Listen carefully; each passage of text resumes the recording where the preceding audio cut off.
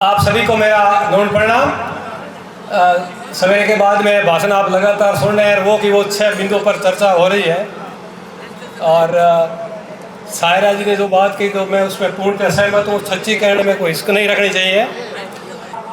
अब रही बात अपने इन 5-6 बिंदुओं के बारे में चर्चा कर लेते हैं। तो मैं लंबी चौड़ी बात नहीं करूँगा, 2-3 बातों। एक तो अपने जम्बेश्वर भगवान के भक्त हैं, उनकी आराधना करते हैं।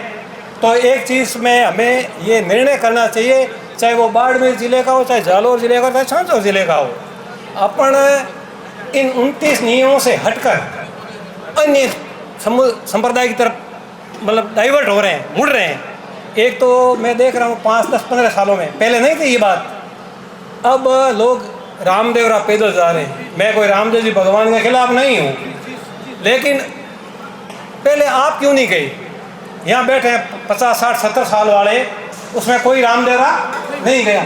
और अब अपनी बहन बेटी जा रही है, जाएँ तो जाएँ, डीजे के साथ जा रही है।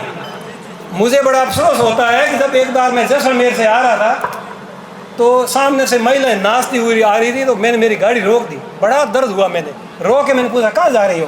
कि रामदेव जा रही। मैं आपका वहाँ क्या है, आपका वहाँ क्या है?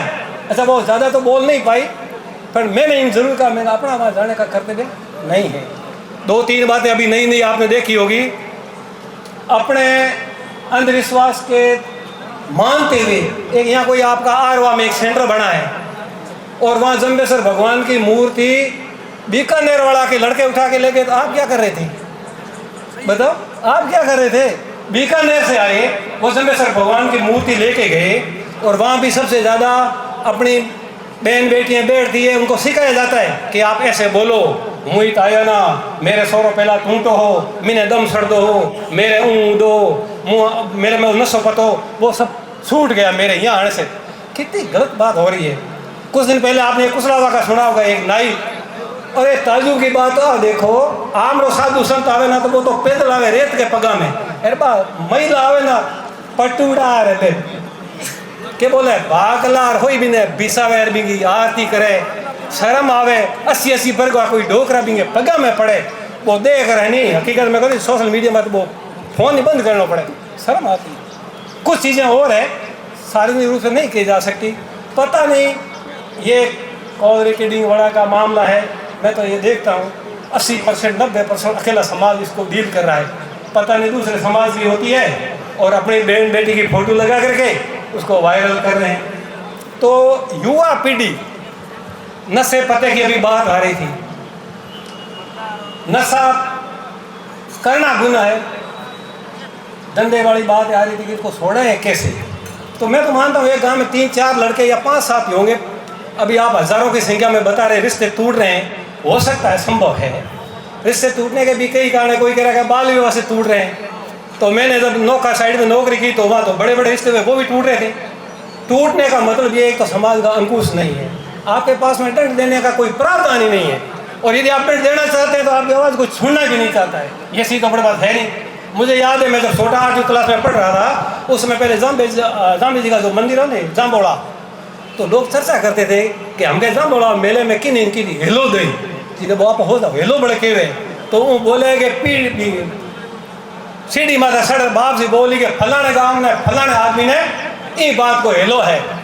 वो लागू दो लोग डरता साधु संता को आमने बात कोई अंकुश नहीं रहे हो।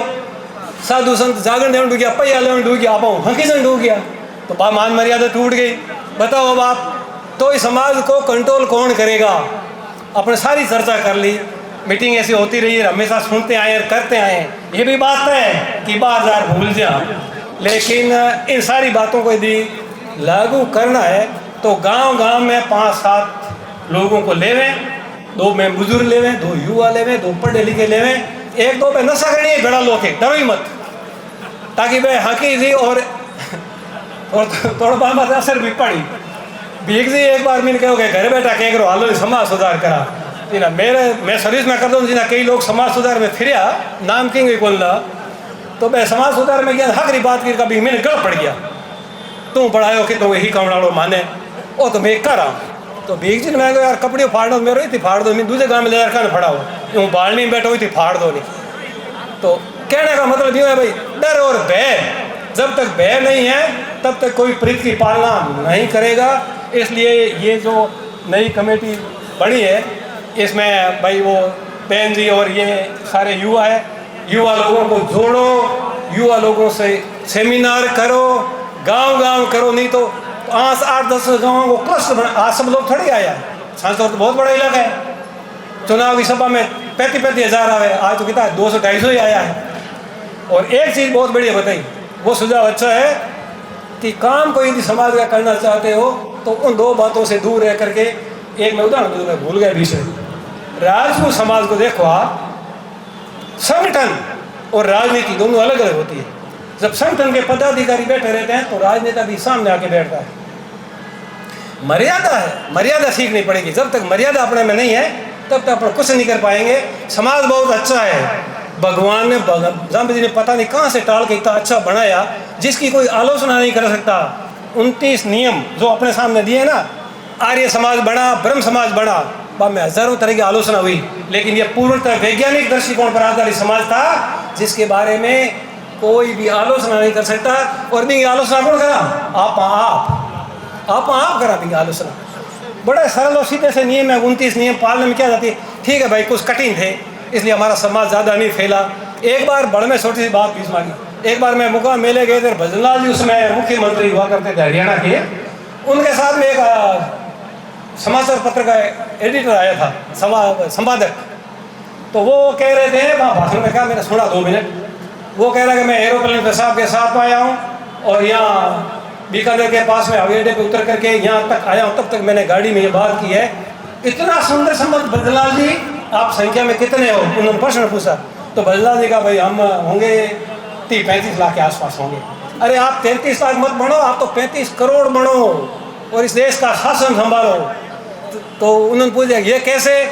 तो भजनलाल जी ने भाई कोई लिखित में कहा, ये नहीं मैं नहीं कह रहा, उन्होंने क्या कहा कि एक नियम है, टाड़ियों पर क्या बोलते हैं, बेड़ियों पर टाड़ियों।